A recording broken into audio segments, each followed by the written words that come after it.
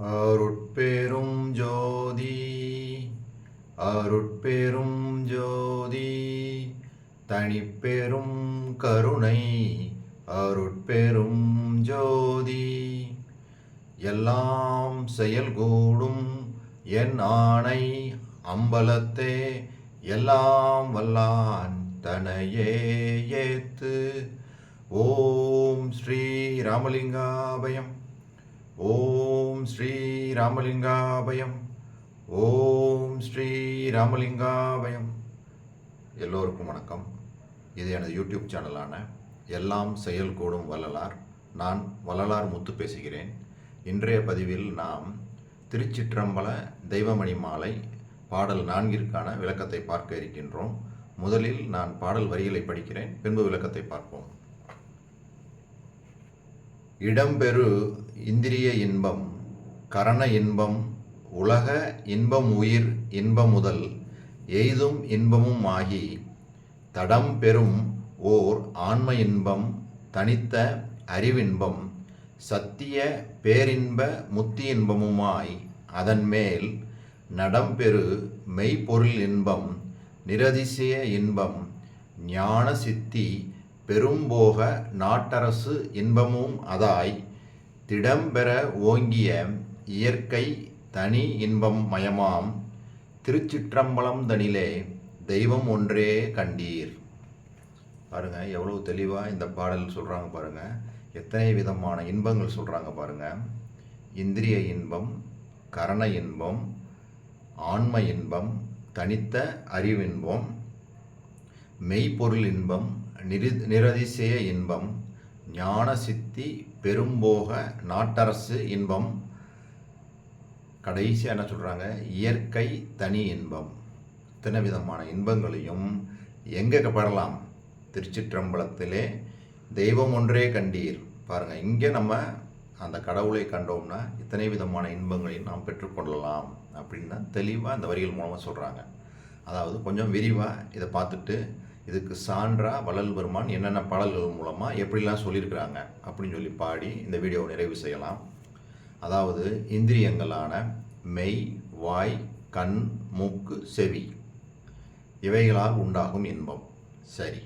கரணங்களான மனம், புத்தி, சித்தம், அகங்காரம் இவைகளால் உண்டாகும் இன்பங்கள், உலகத்திலே நாம் பெறக்கூடிய இன்பங்கள், மற்றும் ஜீவகாருண்யம் செய்வதினால் மற்ற உயிர்களுக்கு நாம் செய்யும் ஜீவகாருண்யத்தினால் உயிர் அடையக்கூடிய இன்பம், மேலும் கடவுள் மேல் செய்யப்படும் பக்தி ஆகிய அன்பால் ஆன்மா அடையக்கூடிய அந்த ஆன்ம இன்பம், கடவுள் ஒருவரே என்ற ஆன்ம அறிவினால் ஏற்படும் இன்பம், அப்புறம் முக்தியினால் அடையக்கூடிய சத்திய பேரின்பம் மற்றும் அதை கடந்து பெறக்கூடிய மெய்ப்பொருள் இன்பம்,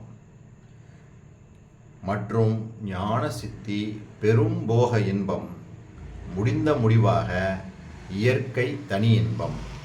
இவற்றை எல்லாம் கொடுக்கக்கூடியவர் திருச்சிற்றம்பலத்திலே விளங்கக்கூடிய அருட்பெரும் ஜோதி ஆண்டவர் அப்படின்னு தெளிவாக விரிவாக இந்த இன்பங்கள் எல்லாம் கிடைக்கக்கூடிய இடம் இந்த திருச்சிற்றம்பலம்.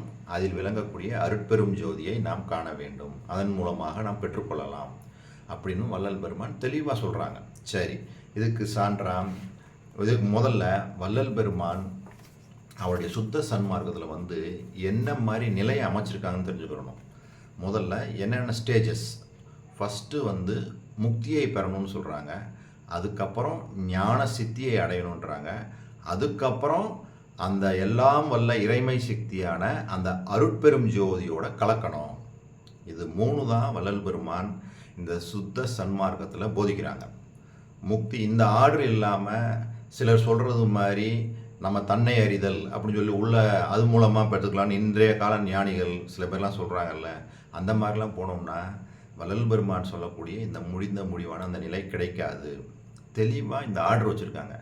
முதல்ல முக்தி, அதிலிருந்து ஞான சித்தி, அந்த சித்தியிலிருந்து அடுத்து அந்த எல்லாம் வல்ல அந்த அருட்பெரும் ஜோதியோட கலப்பு ஏற்பட்டு இறைமை சக்தியாகவே மாறிடணும். இதை வள்ளல் பெருமான் இந்த ஆர்டரில் இருக்கிறத அவரே திருவருட்பால ஒரு பாடலில் அருமையாக சொல்லியிருக்கிறாங்க. முக்தியை பெற்றேன், அம்முக்தியினால் ஞான சித்தியை பெற்றேன் என்று உந்திபர, சித்தனும் ஆனேன் என்று உந்திபர. தெளிவாக சொல்கிறாங்க பாருங்க. முக்தியை பெற்றேன், அந்த முக்தியினால் ஞான சித்தியை பெற்றேன், அப்புறம் சித்தனும் ஆனேன்னா அந்த கடவுள் நிலையாகவே ஆயிட்டேன் அப்படின்னு சொல்லி அந்த அருட்பெரும் ஜோதியாகவே மாறிட்டேன்னு சொல்லி இந்த பாடல் மூலமாக சொல்கிறாங்க.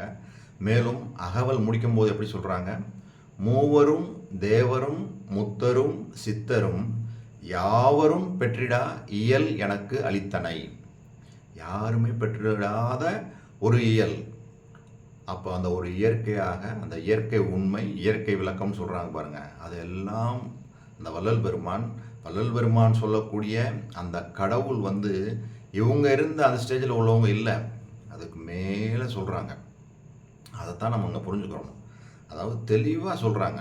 அவர் சொல்கிற கடவுள் வந்து முக்தி ஞான சித்தி, அதுக்கு மேலே போயிடுறாங்க. மற்றவங்கெல்லாம் அந்த சித்தி நிலையோடையே இருப்பாங்க.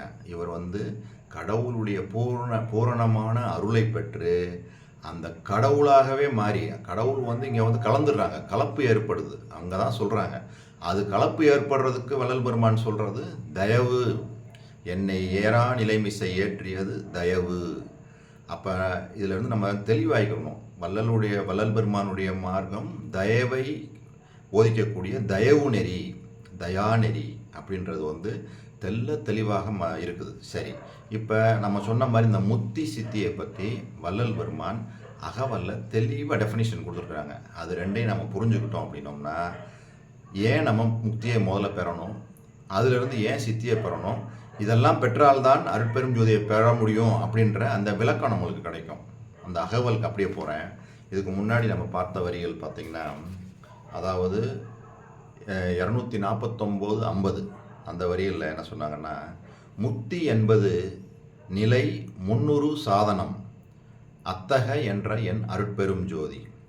அப்படியே அடுத்த வரிகளில் என்ன வந்துச்சுன்னா, சித்தி என்பது நிலை சேர்ந்த அனுபவம் அத்திரல் என்ற என் அருட்பெரும் ஜோதி. பாருங்கள், முக்திக்கும் சித்திக்கும் டெஃபினிஷன் கொடுத்துட்டாங்க. இது ரெண்டும் முதல்ல முக்தி வரணும், அதுக்கப்புறம் சித்தி வரணும், அதுக்கப்புறம் கடவுள் நிலை அறிந்து அம்மையமாதல். அந்த கடவுள் வந்து நம்மளோட கலக்க பெறணும். இதுதான் சுத்த சன்மார்க்கம் போதிக்கக்கூடிய நெறி. இந்த ஆர்டரில் தான் நம்ம பயணம் பண்ணணும். இதில் பண்ணினோன்னா தான் வள்ளல் பெருமான் பெற்ற அந்த நிலையை நம்ம பெற முடியும். அப்படி இல்லாமல் நம்ம குறுக்கு வழியில் போகணுன்னு நினச்சோம் அப்படின்னோம்னா அந்த இது கிடைக்காது. தவறுதலாக போய் வேறு திசை மாதிரி போயிடுவோம். சரி, இந்த தெளிவோட முதல்ல முக்தி என்றதை சுருக்கமாக பார்ப்போம். முக்தின்றது வந்து வேறு ஒன்றும் இல்லை, வள்ளல் பெருமான் வந்து உயிர் அனுபவம்னு சொல்லி சொல்கிறாங்க. அதாவது நம்ம எல்லாம் தத்துவ கூட்டங்களோடு தான் இருக்கிறோம்.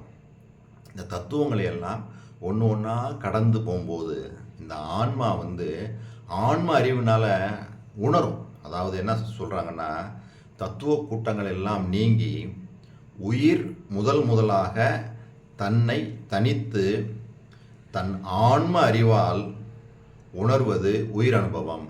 இந்த இடத்துல வந்து மன அறிவாலையோ புத்தி அறிவாலையோ இல்லாமல் ஆன்ம அறிவால் தன்னை உணர்வது. அதான் ஒரு இதில் சொல்லுவாங்க, நின்னை நீ இன்றி அறிதல் உயிர் அனுபவம்.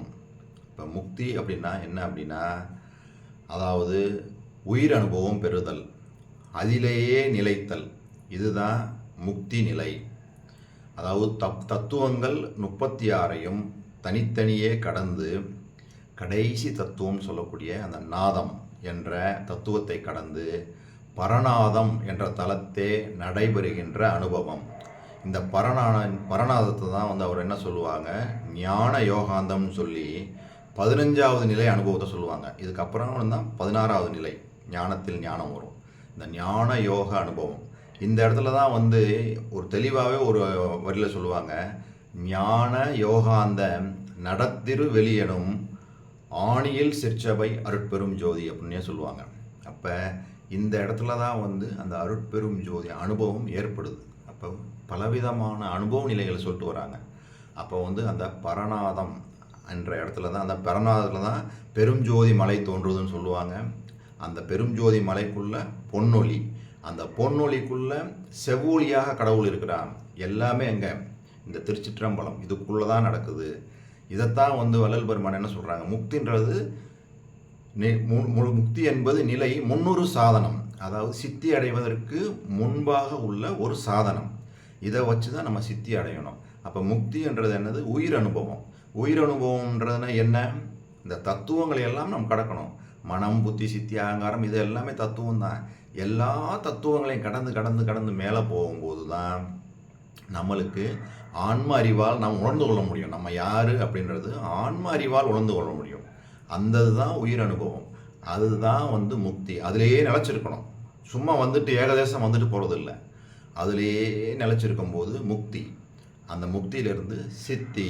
அப்போ சித்தி அதுக்கு என்ன சொல்கிறாங்க, சித்தி என்பது நிலை சேர்ந்த அனுபவம், அத்திரல் என்ற அருட்பெரும் ஜோதி. அதாவது இறைவன் நம்மை விடாது காப்பது நிலை, அதாவது அந்த ஸ்டேஜ் அங்கேயே இருக்குது, இறைவனாகவே ஆகக்கூடிய அந்த சித்தி நிலை. அப்போ இதுக்கு முன்னாடி உள்ள ஞானிகள்லாம் என்ன சொன்னாங்க, இறைவனை இந்த உடம்புலாம் பெருசாகலாம் தேவையில்லை, உயிர் தான் முக்கியம் அப்படின்னு சொல்லி இந்த உடம்பை விட்டுட்டு போனவங்களாம் நிறைய பேர் இருக்காங்க. பலவிதமான மார்க்கங்கள் இதெல்லாம் அப்படிலாம் பலவிதமாக சொல்லி அதே மாதிரி உயிரை உள்ளே அடக்கிட்டு சமாதி நிலைக்கு போனவங்களும் நிறைய பேர் இருக்காங்க. வள்ளல் பெருமான்லாம் என்ன சொல்கிறாங்க, அதுக்கு மேலே போய் அந்த அருட்பெரும் ஜோதி நமது உடலில் கலக்க வேண்டும். இதைத்தான் அவர் என்ன சொல்கிறாரு, சித்தின்னு சொல்கிறாங்க. அதாவது இகத்தே பரத்தை பெற்று வாழ்வது, தெளிவாக சொல்கிறாங்க.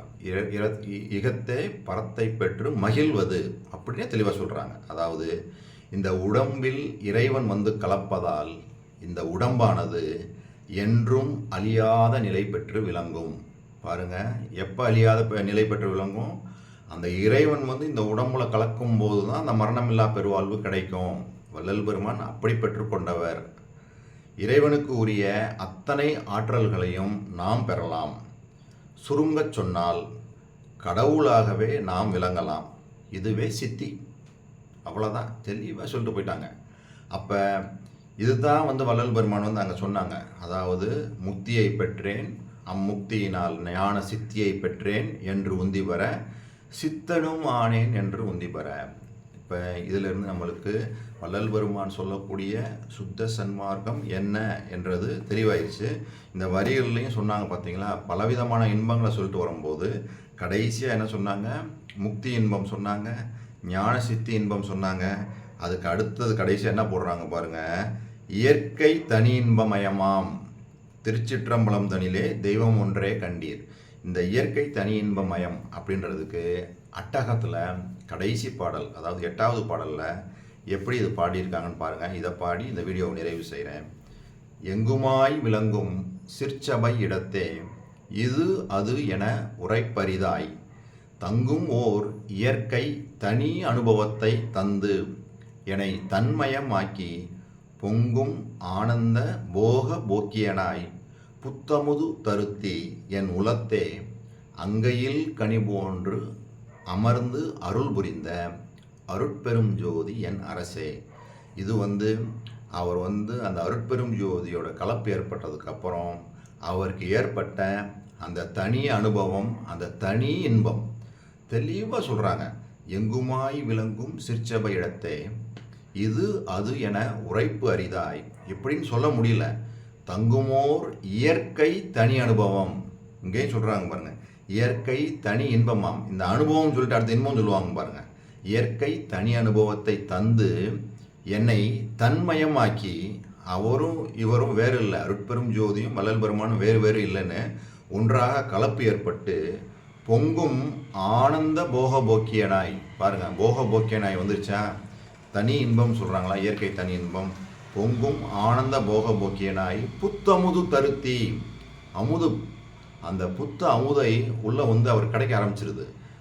என் உளத்தே ஆன்மாவில் அங்கையில் கனி போன்று அமர்ந்து அருள் புரிந்த அருட்பெரும் ஜோதி, உள்ளங்கை நெல்லிக்கனி போல் அமர்ந்து எனக்கு அருளை கொடுத்த அருட்பெரும் ஜோதின்னு தெளிவாக அட்டகத்தை சொல்லி முடிக்கிறாங்க. இப்போ இந்த வரிகளும் அதை தான் சொல்லுது. இப்போ இது வரைக்கும் நான் சொன்ன இந்த விஷயங்கள் எல்லாம் உங்களுக்கு புரிஞ்சிருக்குன்னு நினைக்கிறேன். இதுவரை பொறுமை காத்து எனது வீடியோவை பார்த்த உங்களுக்கு கோடான கோடி நமஸ்காரங்களும் நன்றிகளும். மீண்டும் நாம் நாளைய பதிவில் தெய்வமணி மாலை 5வது பாடலுக்கான விளக்கத்தை பார்ப்போம். அருட்பெரும் ஜோதி அருட்பெரும் ஜோதி தனிப்பெரும் கருணை அருட்பெரும் ஜோதி